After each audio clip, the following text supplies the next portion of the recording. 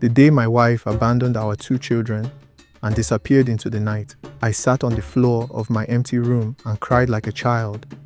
But my tears did not start that day. They started the day I ignored the signs. My name is Koredele. An old man once told me, "Fear women and you will live long." Back then, I laughed. How could love be something to fear? But today, whenever I remember the ruins of my marriage, the collapsed business, and the nights I slept hungry while my children cried, those words return to me like thunder. I was a self-employed man in my early 30s living in Lagos. Life was not perfect, but I was surviving. I owned a small restaurant and did photography on the side. Money came slowly, but I had peace. At my age, friends had begun to marry. Some already had children running around their compounds. My mother, too, had started her gentle pressure. "Koredele," she would say, "you cannot cook for yourself forever." I wanted a family, a woman to build with, someone who would stand beside me when life became difficult. I met many ladies in Lagos, but nothing worked. Some wanted luxury I could not afford yet. Some carried wounds from old relationships. Others were unsure about marriage itself. After many disappointments, a thought entered my mind. Maybe my wife is not in Lagos. So, I traveled to my village. That was where I met Deborah. Every morning, Deborah helped her mother sell food by the roadside. Before sunrise, she was already washing pots, fetching water, arranging benches, and serving customers with sweat on her face. She was not flashy. No expensive wigs, no heavy makeup, no social media life. Just a simple village girl. I watched her for days without speaking. This is wife material, I told myself. I imagined bringing her to Lagos, placing her in charge of my restaurant while I focused on photography and expanding the business. One afternoon, I gathered courage. "Hello?" I said. "My name is Koredele. I'm from Lagos. I've been seeing you around and I would like us to be friends." She looked me over from head to toe. Then she smiled slightly. "Okay." That single word entered my heart like sweet music. I collected her number and returned to Lagos. From that day, our phones never rested. Deborah knew how to speak. She sounded gentle.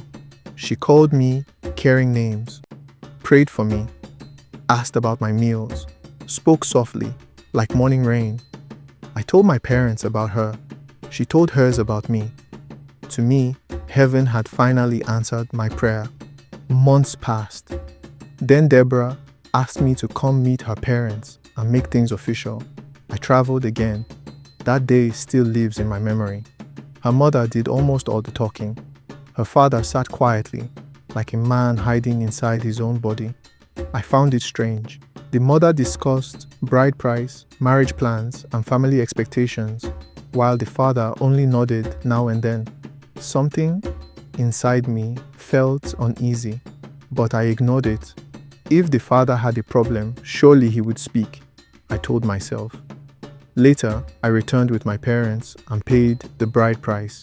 Wedding preparations began. Deborah wanted a big ceremony.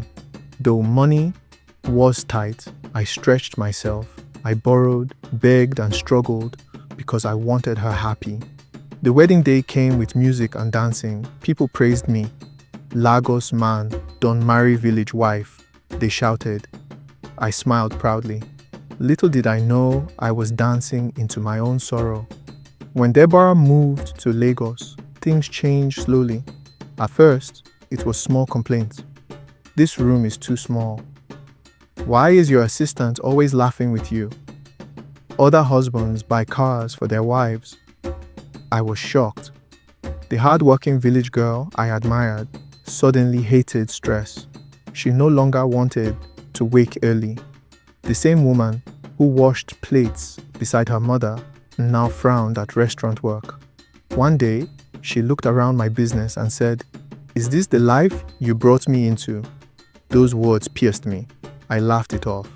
But The peace in our home had already started dying. Then our first child, Tosin, was born.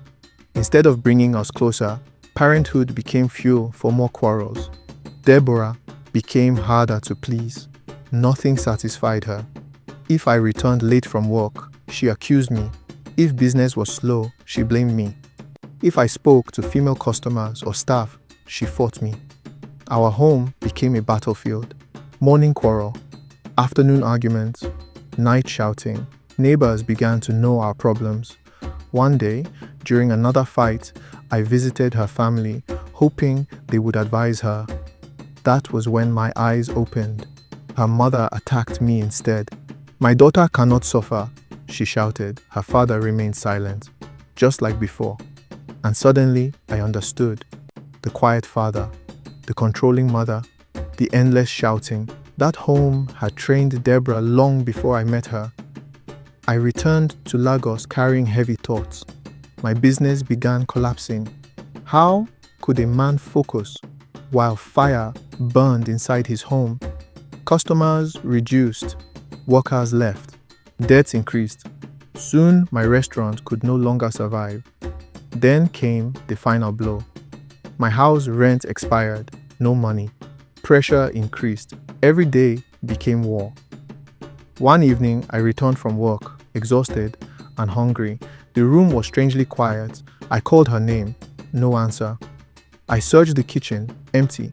Bedroom, empty. Then I noticed some clothes missing. Deborah had left. But the shock nearly killed me when I saw our two children sitting alone. She had abandoned them.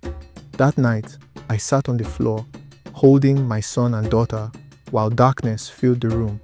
I cried, not because she left me, but because I had failed to protect the home I fought so hard to build. The next morning, I carried the children to my mother's house in the village.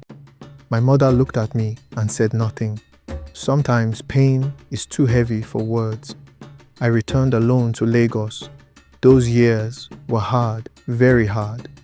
I slept in poor places, worked endless jobs, prayed with tears. Slowly, life answered me again. Photography sustained me. I rebuilt myself little by little. The scars remained, but I refused to die with them. Today, God has blessed me through my children, a boy and a girl who remind me every day that life can still grow after destruction. I never married again. People ask, why? I simply smile. Because some storms pass through a man's life and leave lessons written on his bones. And whenever young men tell me they have found love after knowing a woman for only a few weeks, I tell them, love is sweet, but open your eyes while your heart is dancing.